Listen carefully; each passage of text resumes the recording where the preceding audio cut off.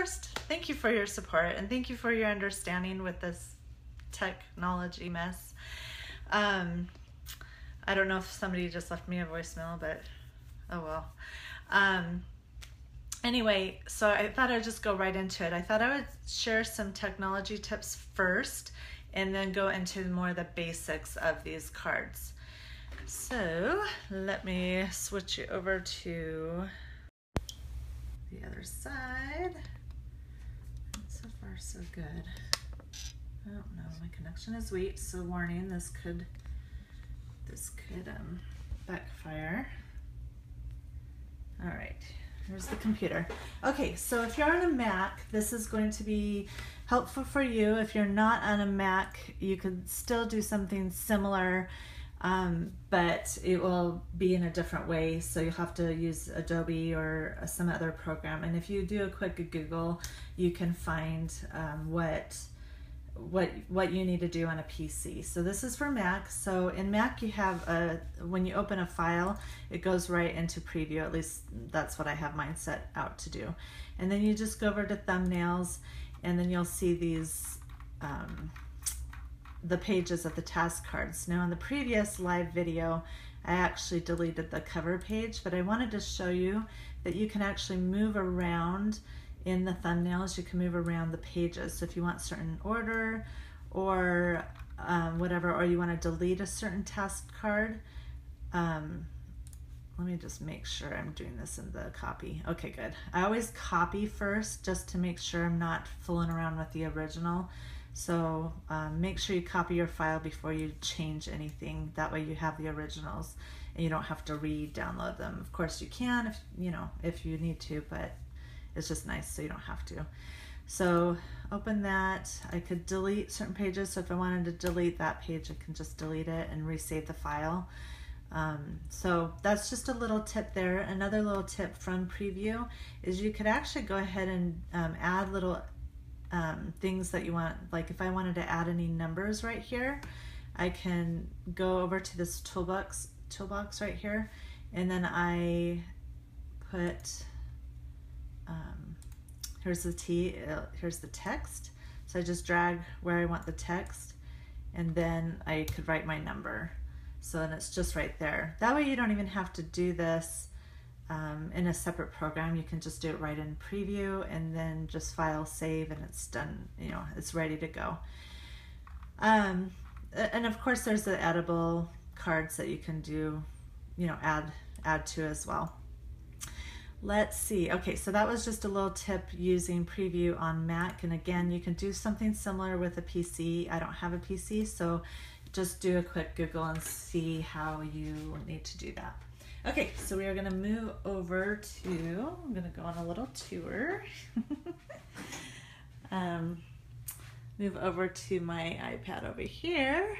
All right, so the other tips that I wanted to do regarding the tech part is regarding the Flash games, the internet, when they're Flash games. And if you wanted to use your iPad, well, automatically the iPad is not going to allow you to do Flash. So I wanted to give you an example. So if I was going to go to, actually, I want to do something else. Go to a different website.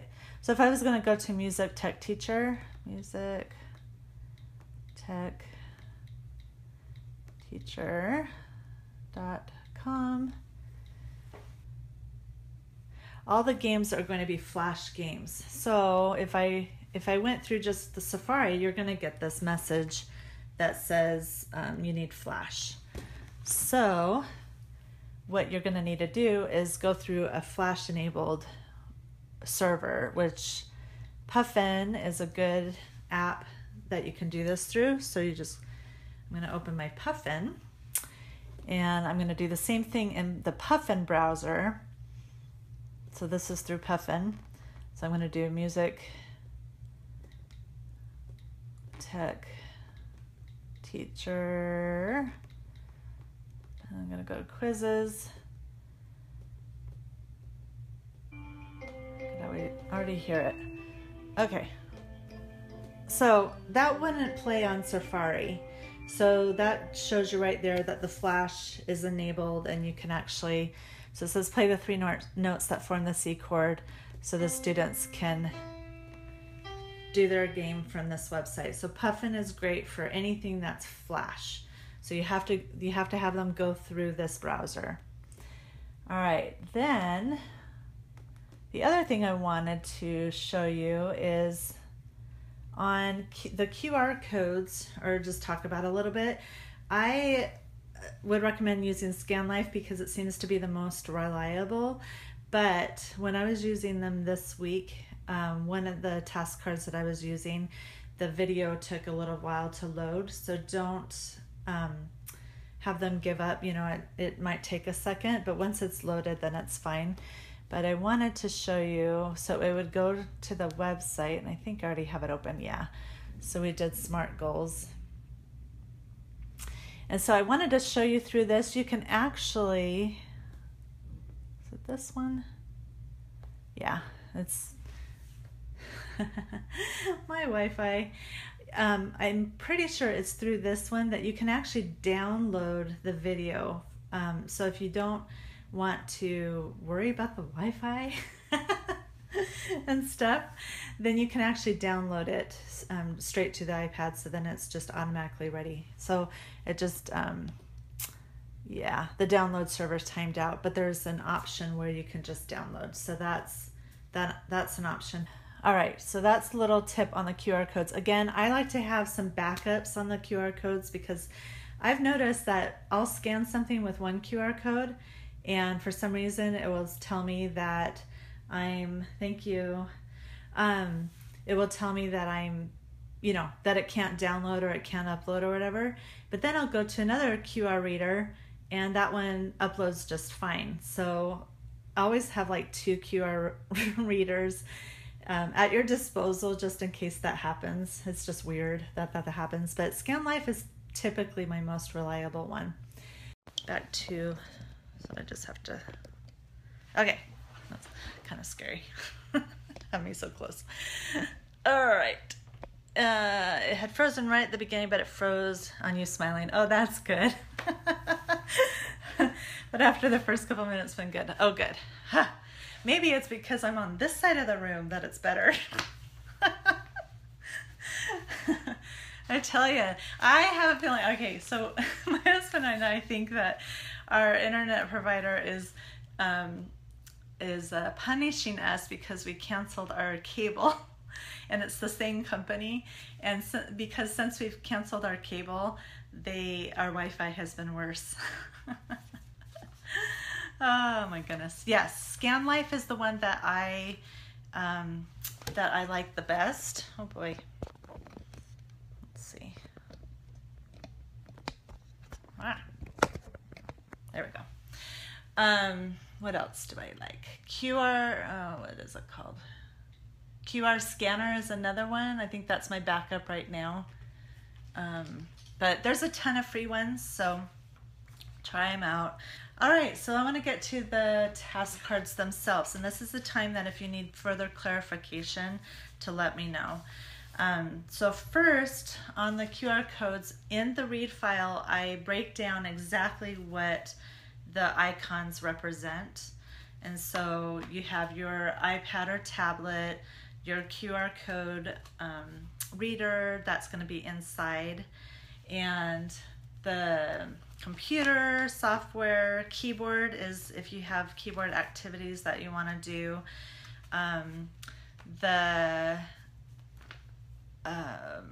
If you have worksheets you want to do, that would be the pencil. Anything that they would, like more written things.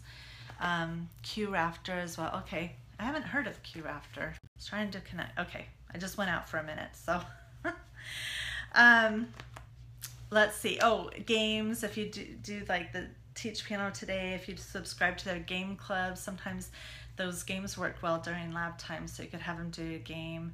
I know I also have some games that I have composition games that I love. I included one in your surprise bonus, so hopefully you enjoy that during lab time, because that's perfect because it's a composition game, so, and it works perfectly for lab time.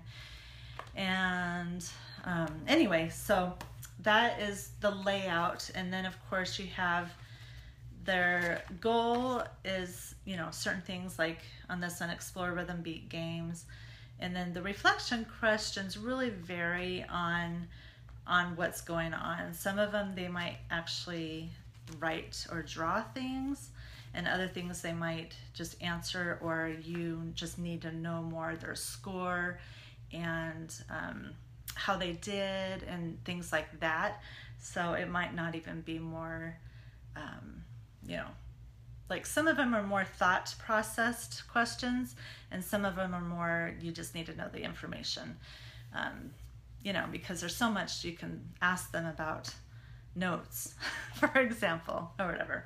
So that is the basic layout on that. And then I would print them on cardstock for sure, and if you're going to print. And then laminating is optional. When they're on cardstock, if you have them like in something like this, I think they'll last quite a long time. And then make sure when you print that you choose the scale to fit. Otherwise, they won't scale just right in the paper. So make sure you do that. I'm just looking at my little tip reminders. Oh, the other thing, just a little tip on storage, is if I have mine, you know, just I'll put like this with this ring, which is nice because it just keeps them together nicely. But you can also use like recipe card holders or, you know, little boxes, and you can put your cards in here. And even if you did something like this, you can just add all your task cards and then they're good to go for you. So this is just a, you know, like an index card holder type thing. So that's an idea, and I put some other ideas in the Read First file. So if you haven't seen that file, make sure you do, because it has some good information. Hello, Valerie. I have two Valeries here now. Okay, so the music reflection cards, you can, if you have a lot of students, you may want to do these cards digitally instead of constantly printing their cards out. Just have them write on the iPad or type on the iPad their answers. If you don't, of course you can print them out, but to save on some ink and paper and all that fun stuff, you might want to just consider doing their task cards digitally. Even if you want to print the main task cards, you could do theirs digitally, or vice versa, or both on either one. So it's totally up to you. But if you do print them, I just like to, again, make sure that there's just this ring to keep them all together as they go along, and then you can just put them in a pencil pouch. They fit really nice in a pencil pouch, and then you could stick them in their binder or their bag or whatever, or if you have a place dedicated for their stuff in your studio, you know, put them in there. But this fits nice. I found these really cheap somewhere, I can't remember where, I think Walmart, and they didn't have three ring punches. But all I do is I take my 3-ring punch and add 3 rings to it. So, so if you find pouches that are cheaper but they don't have those hole punches, you can just add them. So another little tip there. Okay, Rosemary said, I was just going to print the student reflection cards on regular paper and hole punch. That way it can go in their binder and they can easily write it on for multiple activities. They will find it hard to go from task card to task card to reflection card. Yeah, that's a good idea. Again, you know, see what works for you. There's several different options. Okay, so I want to go through repeat a task card. So Piano Maestro, as I was saying before, is a really good example. And what I am going to do is just add a letter after I repeat. So if I'm having them do Piano Maestro and I'm having them do Piano Maestro again, I will just have them add 1B to it, to their card. Another thing you can do that I thought of is you might give them a task card, but they don't necessarily have to write anything down at that point if it's the 5th time they're doing it, or you may want to see how they did or what, because you could see how and what they did on Piano Maestro. So an example for that would be, I would just log it in your teacher log that they did that for the 5th time or whatever time it was.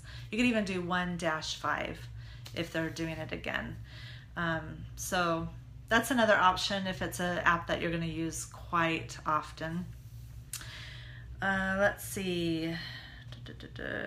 Yeah, you don't have to worry about using the reflection card after the first time is an option. Go into one of the editable cards and tweak the task a little bit differently is another option. So hopefully that gives you some ideas, because there are going to be apps that you're going to use a lot more.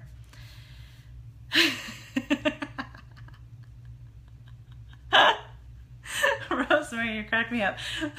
Rosemary says, "Hey Jennifer, you look pensive. It froze, but it's been entertaining seeing where it will freeze."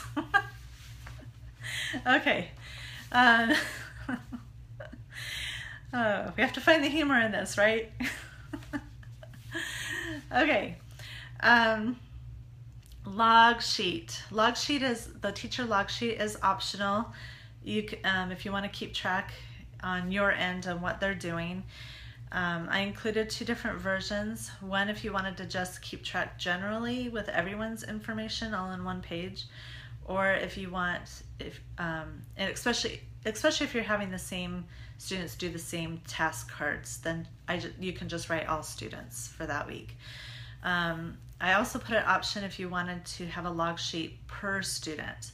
So you wanted to keep track of what each student is doing, and these are nice to have, and for that reason. You don't need to print these out. You can do these digitally as well.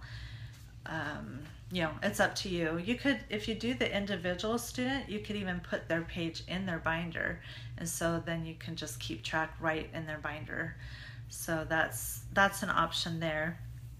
Let's see what else I had. Depending on how long your lab is, you can use anywhere from 1 task card to several in any given session, and this is really going to depend on how long your lab is. So if you have a half-hour lab, you will go through 2 to 3 task cards depending on the activity. So for example, if you start with a QR code and we'll have them watch a video, the video just might be a few minutes long. There's some videos that are literally just a couple minutes, and other videos that might be 10 minutes. So that's going to first determine how much they have left. If you just have a 15-minute lab, they're only going to have 5 minutes left. So then they just need a short follow-up activity after that. If you have a half-hour lab, then you might want 2 or 3 more. So a lot will depend. And what I would do is, I personally would plan a month in advance. So go through your task cards and do 4 weeks worth of assignments and have your month done, just like that. And let's see, what else? Okay. Oh, and that brings me to themes. I love doing themes. This is why I love these task cards, because I'm all about the themes. In my music lab, I concentrate, okay, I really want to focus on rhythm or this week, or I might do monthly themes, but usually I do weekly themes because I like to rotate a lot. And so I'll do rhythm 1 week, focus on theory the next week, focus on note reading specifically the next week, that kind of thing. So that's how I do it, is I do weekly themes. But you got also do monthly themes and just stick with, the rhythm task cards or the theory. Of course, you can mix and match too if that's something that you want to do. Let's see, Rosemary shared, I was going to use the student task log to let them know which ones I want them to do. It will be digital. They will copy it to their page in their binder. I'm hoping this will cut down on the switching between apps and on the iPad and increase the time they're actually learning. Yeah, that's a good idea. All right, I talked about storing. Okay, I think I'm just gonna open it up if anybody has specific questions. Hopefully you kind of got the gist of how this works with the lab cards. They're really, I made them in a way where I try to think of all teachers, all different students, levels, ages, you know, situations, different lab times. I wanted to make it where you can customize it in the best way that is for your lab, because everybody has a different situation. I mean, Rosemary shared in the Facebook group the other day that she is a traveling teacher, and I didn't know that, and I thought that was really awesome. You'll have to read about it if you haven't read it already, about what she does, or what she will be doing. I think that's great. But so if anybody has any questions, I know there's just a few of you in here right now, but this is the great time to ask. And then if you're watching this later, feel free to continue to ask questions. Like I said, everybody's gonna take the idea of this and do what works for them best. And you might realize, okay, the first week you had this in plan, and then you're like, I think it's gonna be better going this way. So that could happen too. While I'm waiting for any questions, if there is any, I thought I would mention, I already put in the file section in the group 2 documents. One document is for if you find, you know, you come across an app or a QR code or something that is a website that's no longer available. That is the spot to add in that information. There's a document specifically for things like that. And then there's another document for if you ran across like a new app or a new website or a new video that you think would be a cool addition to add to the QR code. Anything like that, there's a separate document for additions that you would like to be added. All right, so question, you had mentioned that it cannot be saved to shared drive. Does this include Google Drives? I would have used it to get into Notability. Okay, so with shared drives, as long as it's set to private, just be very, very, very careful that it's not available for public.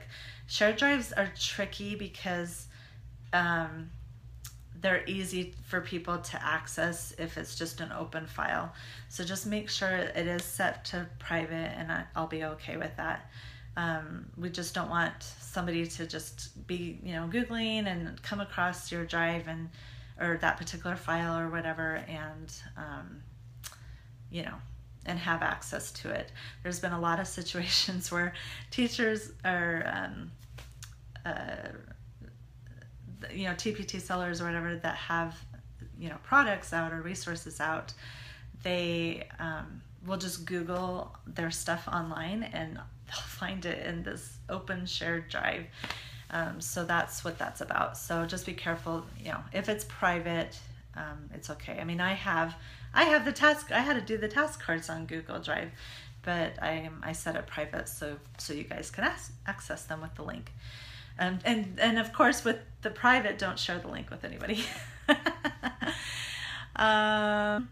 Okay, Barbara, I don't have a lab right now, but I'm teaching my 30 minutes with a monthly theme. Awesome. I'm starting off the year with intervals, for example. Would these be usable on a one-to-one basis in lessons? I think so.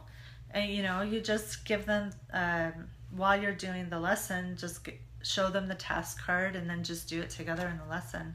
I can't see that not being a good thing. And then on intervals, there might even be QR codes. I'm trying to think right off the bat if there's any videos that I found. I think I found at least one that talks about intervals, so it'd be kind of cool to watch a short video about what you're talking about already and then discuss it.